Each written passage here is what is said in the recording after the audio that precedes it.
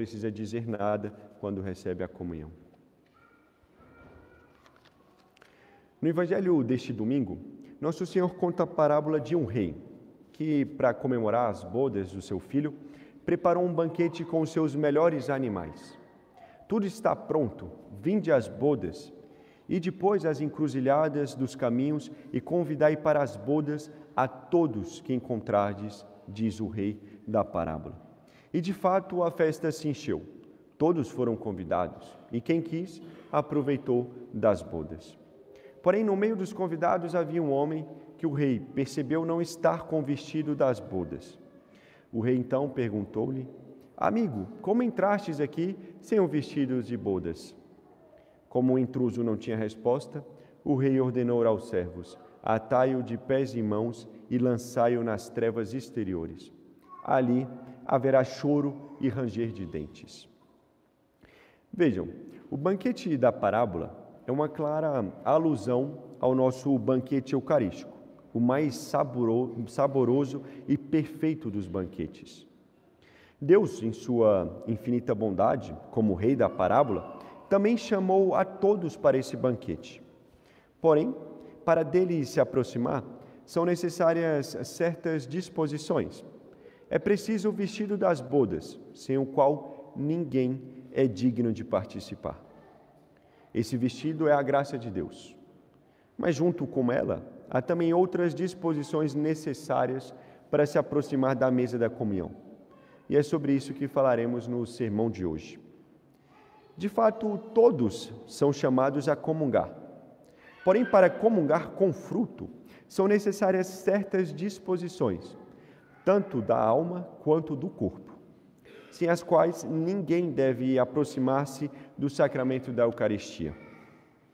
E antes de vermos essas disposições, vale a pena ressaltar que para a validade da comunhão, uma coisa é necessária: o batismo, que é a porta dos sacramentos. Sem o batismo não se pode receber nem a Eucaristia, nem nenhum outro sacramento. No entanto, para a liceidade do sacramento da Eucaristia, a Igreja exige duas coisas: o uso da razão e a instrução suficiente.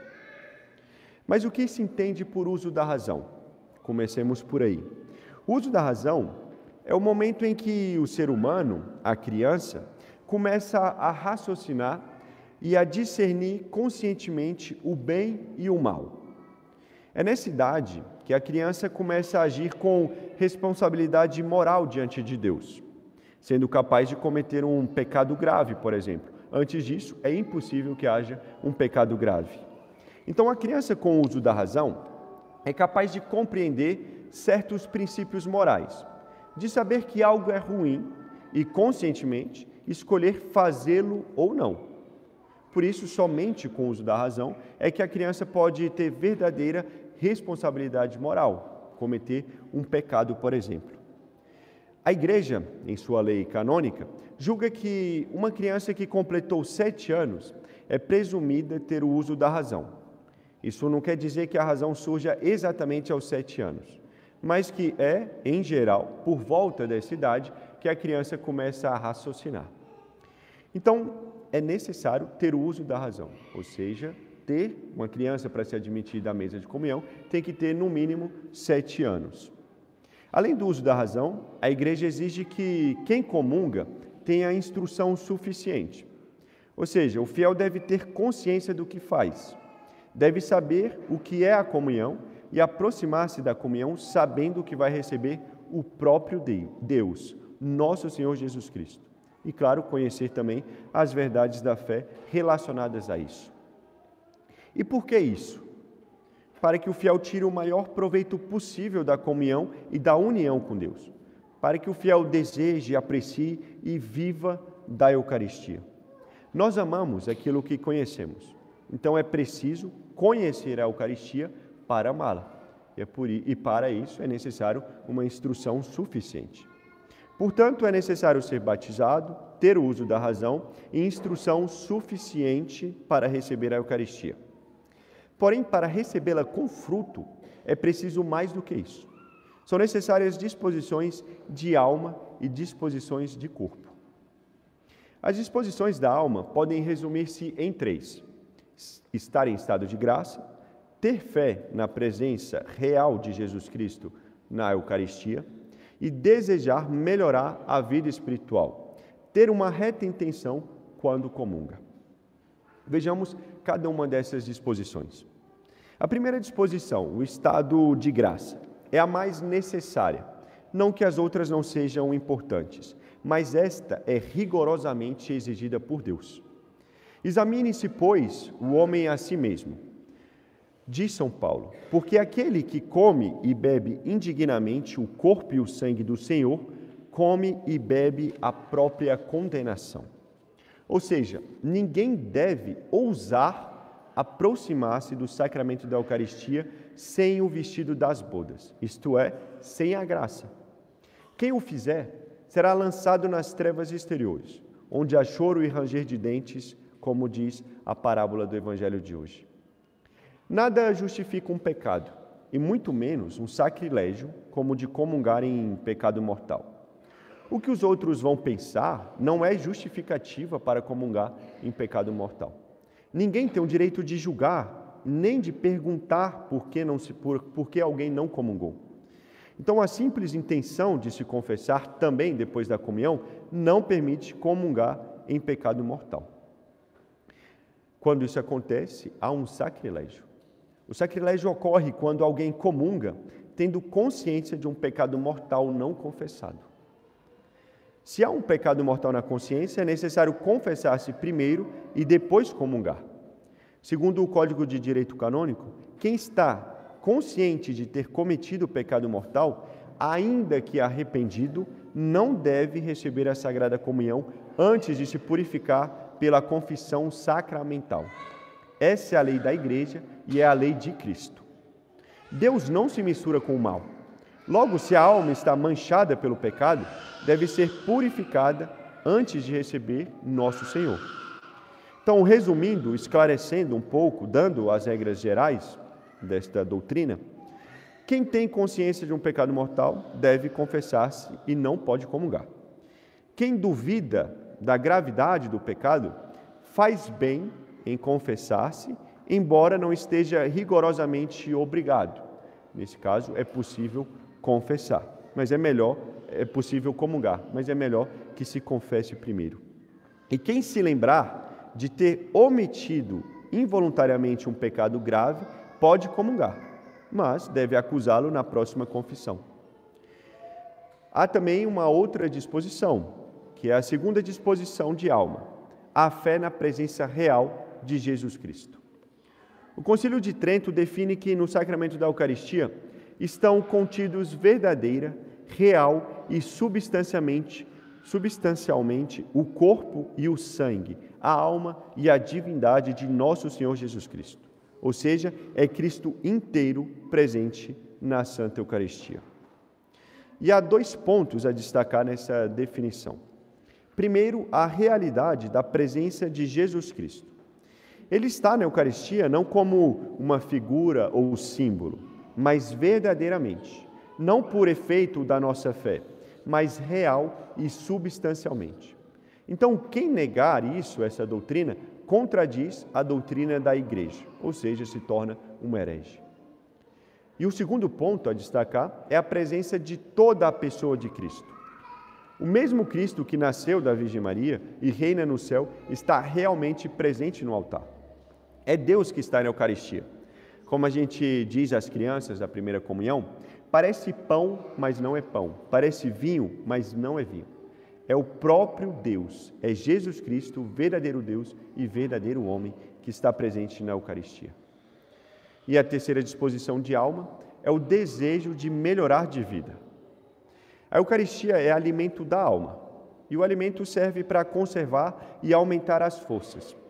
Assim, também a Sagrada Comunhão conserva e aumenta em nós a graça divina, que é a força da alma.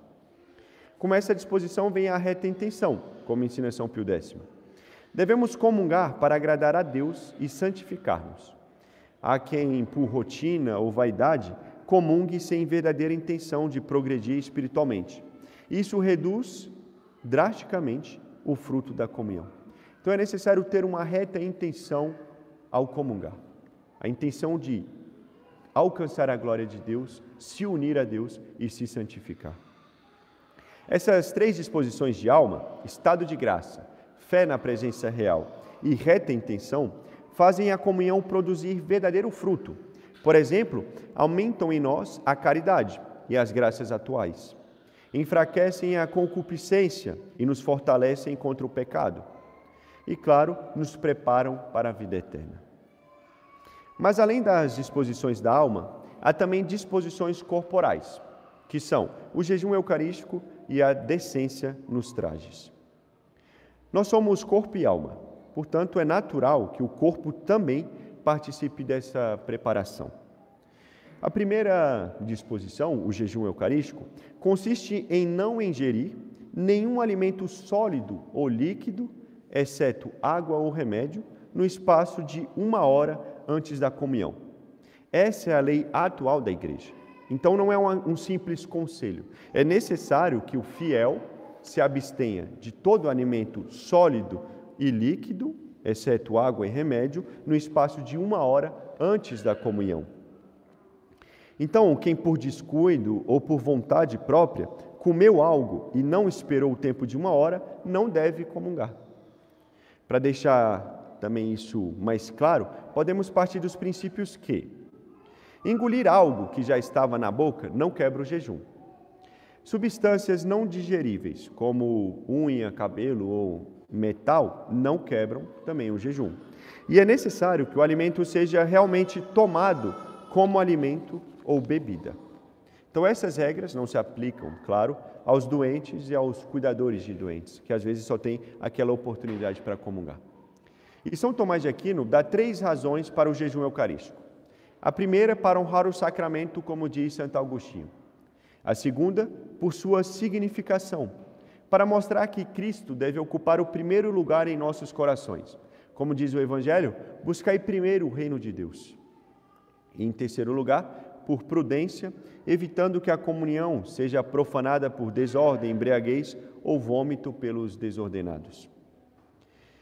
Mas há também uma outra disposição corporal, que é a decência nos trajes. A modéstia é absolutamente indispensável para quem se aproxima da mesa de comunhão. Nesse banquete deve-se evitar tudo o que é indecoroso ou mundano. Isso toca especialmente às mulheres, que devem vestir-se com decência, não só na missa, mas em toda parte, e, sobretudo, ao receber nosso Senhor.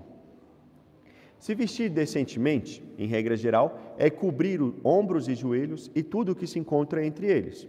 As roupas devem ser sem decotes, seja no pescoço ou nos braços. A roupa deve, de fato, cobrir certas partes do corpo que não devem ser mostradas.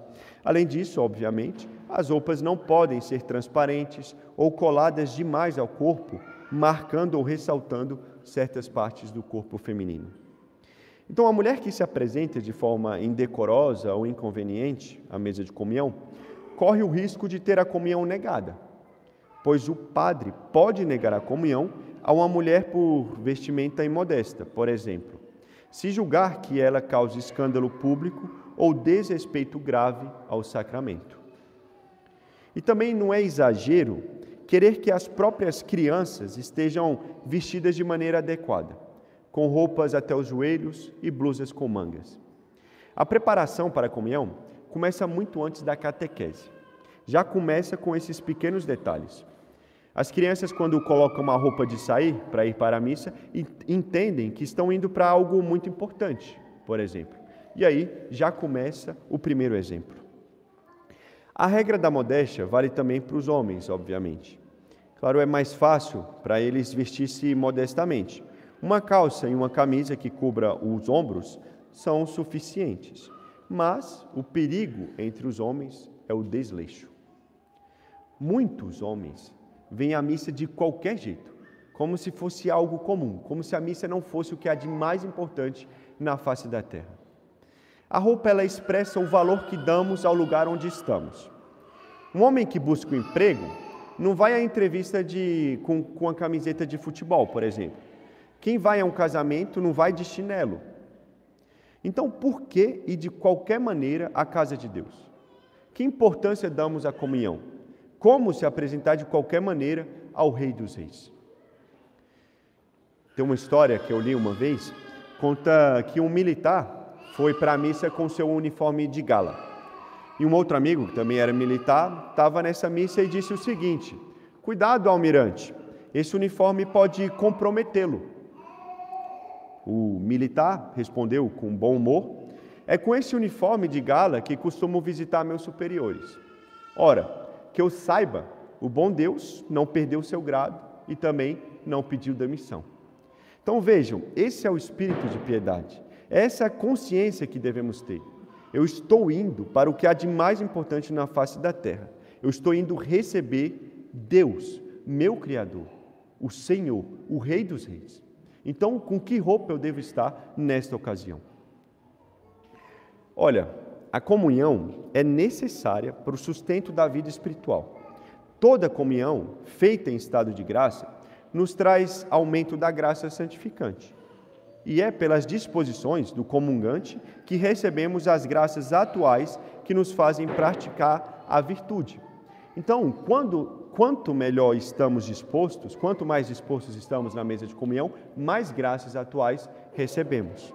Então, por isso, devemos preparar-nos cuidadosamente para comungar, com atos de fé, esperança, caridade, contrição e um firme desejo de receber nosso Senhor Jesus Cristo. Então, com boas disposições de alma e de corpo, em estado de graça, com fé na presença real, desejo de mudar de vida, reta intenção, respeito ao jejum eucarístico e modéstia nos trajes. E claro, não nos esqueçamos da ação de graças.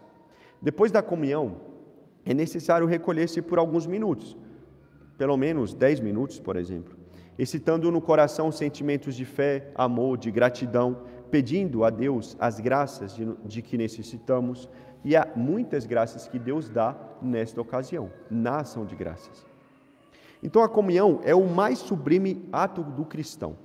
Entre todos os exercícios de piedade, nenhum se compara à comunhão bem feita.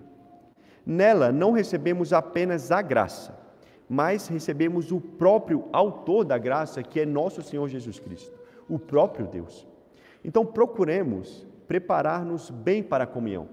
Como dizia Santa Teresinha do Menino Jesus, basta uma só comunhão bem feita para nos tornarmos santos. Então avancemos, comunguemos, mas comunguemos bem. Em nome do Pai, do Filho e do Espírito Santo. Amém.